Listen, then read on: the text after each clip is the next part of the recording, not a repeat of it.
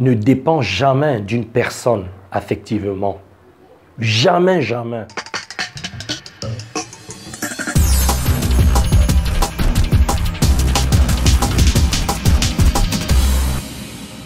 Lorsque tu te rends compte que tu commences à être faible face à une personne, que ce soit ton amoureux ou ton amoureuse, tes enfants, tes parents, un collègue, ton patron, mets un stop et dis-toi que tu es en train d'être dominé affectivement. Tu sais, ce que tu ressens là, c'est ça qui te permet de rester en vie. C'est ça qui te permet de créer la vie que tu souhaites. Toi-même, tu sais que lorsque tu ressens des émotions négatives, tu ne peux rien faire. Lorsque tu te sens manipulé, dominé, tu es perdu.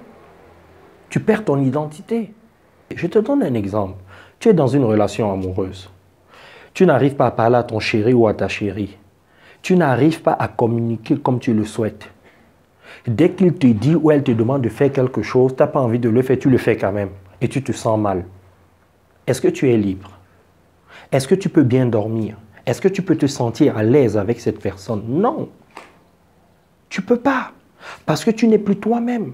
Tu es téléguidé, télécommandé. Tu deviens comme un robot, mais un robot humain. Parce que tu dépends de l'autre affectivement. Tu as peur de perdre quelque chose.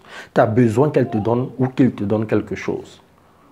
C'est pour ça que tu dépends de lui ou d'elle. Chaque fois que tu dépends d'une personne affectivement, attends-toi à ce que cette personne te fasse un chantage affectif. Ça, c'est sûr à 1500%. Ah oui, chantage affectif. Si tu ne fais pas ça, tu n'auras pas ça. Ah, tu vois comment tu es?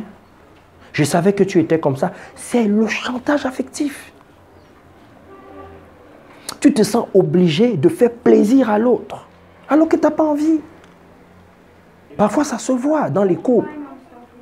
Dès que vous vous disputez avec une personne, le soir, vous êtes dans le lit, c'est un moment où vous échangez, où vous pouvez faire l'amour, où vous pouvez rester en connexion. Et l'autre te dit, non, aujourd'hui, tu ne me touches pas. Chantage affectif.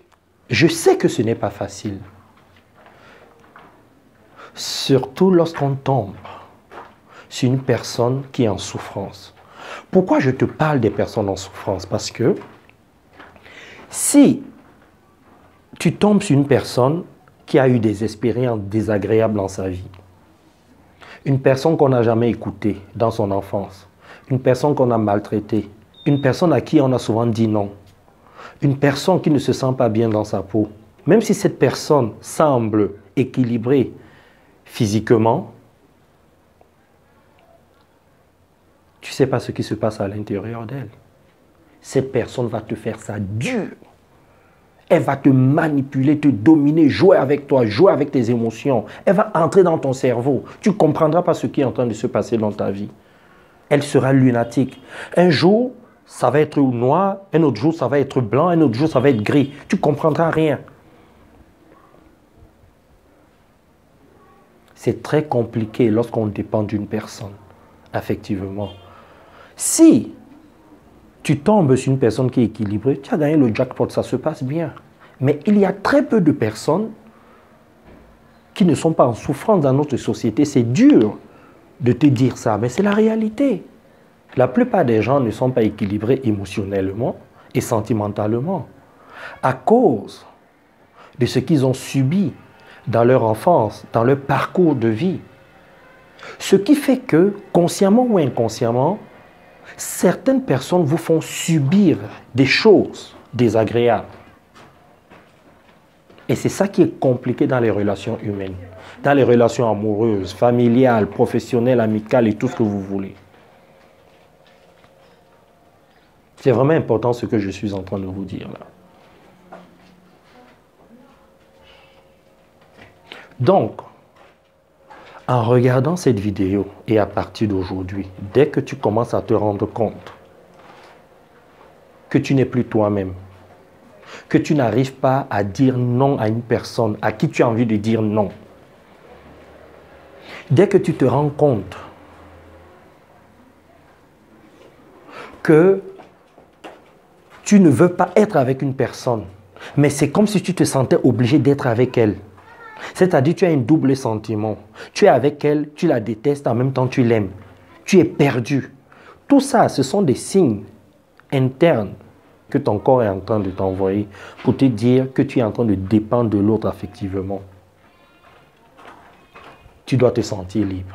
La liberté est un signal fort pour dire que tu ne dépends pas de l'autre. Je te parle de la liberté sentimentale, de la liberté émotionnelle.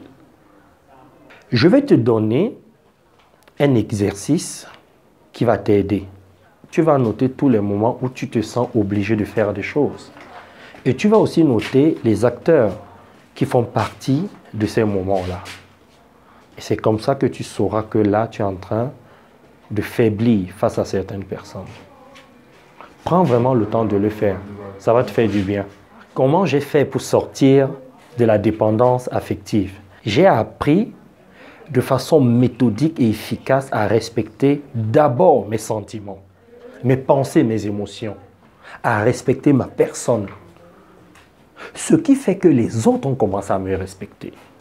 C'est pour cette raison que je fais une conférence sur le respect. Cette conférence a pour titre « Comment se faire respecter et gagner en confiance en soi ». Ne manque pas cette conférence-là. Parce que je vais te donner des outils qui te permettront de créer la vie que tu souhaites sur le plan personnel et professionnel. C'est la base de tout. Lorsque tu sais comment te faire respecter, lorsque tu sais comment respecter ta personne, comment t'affirmer au lieu de t'imposer, lorsque tu sais comment avoir confiance dans la vie, mais ça change tout. C'est ça le vrai loto. C'est ça le vrai jackpot.